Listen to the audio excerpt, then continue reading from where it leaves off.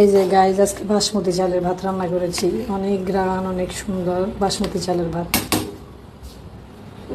দেখেন গাইজ এক একটা ভাত, মাশাআল্লাহ বাসমতি চালের। এগুলো আমার হাজব্যান্ড দুবাই থেকে নিয়ে আসছে। এখন ভাত রান্না করে খেয়ে দেখবো এটা কেমন লাগে।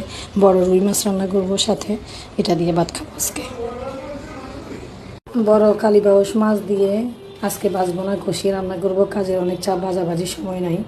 এগুলোর সাথে কষিয়ে পটলগুলো দিয়ে রান্না করব। শুধু একটা তরকারি রান্না করব।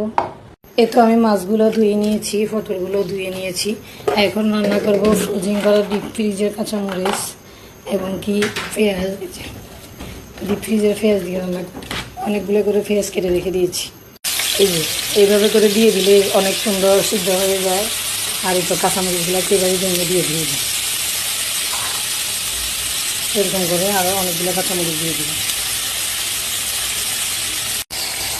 লবণ, হলুদের গুঁড়া, মরিচের গুঁড়া, জিরার গুঁড়া দিয়ে দিচ্ছি। ভালোভাবে কষিয়ে গেলে তারপর মাছগুলো দিয়ে কষিয়ে পটল দিয়ে কষিয়ে নেব।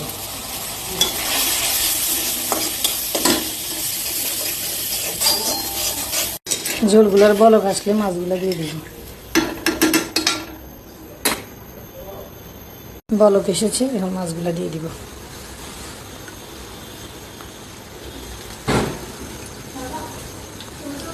তারপর কষানো হয়ে গেলে উঠিয়ে নিব। উঠিয়ে নিয়ে পটলগুলো কষিয়ে নিব। মাছগুলো কষানো হয়ে গিয়েছে, এখন একটা একটা করে উঠিয়ে নিব। খুব আলতোভাবে, না হয় ভেঙে যাবে, যেহেতু ভাজা না কষানো মাছ, ওইভাবেই নিতে হবে। আচ্ছা, আমি পুরো পরে দেখাবো। এখন মোবাইলটা দেখে আগে মাছগুলো উঠিয়ে নিই। এইভাবে একটা মাছও ভাঙে নিয়ে একদম আস্তে আস্তে উঠিয়ে নিয়েছি। এই যে একটা মাছও ভাঙে নিয়ে এই যে মশলাটা কষানো হয়েছে, এখানে ধোয়া পটলগুলো দিয়ে ভালো করে কষিয়ে মাছগুলো উপর দিয়ে টমেটো দিয়ে দিব, ধনিয়া পাতা দিব। পটলগুলো দেওয়া শেষ, এখন ভালোভাবে কষিয়ে নিচ্ছি। কষানো হলে মাছগুলো উপর দিয়ে দিব। ভালোভাবে নেড়ে নিচ্ছি। আর একটু ঝোল লাগবে কষানো। পটল কষানো হয়ে গিয়েছে, এখন মাছগুলো উপর দিয়ে দিচ্ছি। সাথে টমেটোগুলো দিয়ে দিব।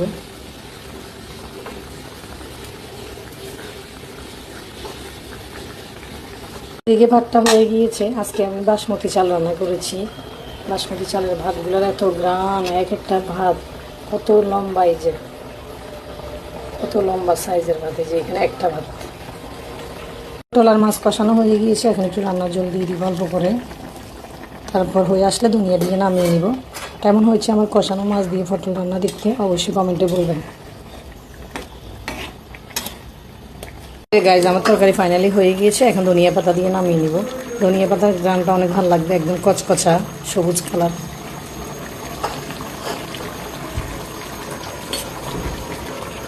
এত কাজের ভিতরে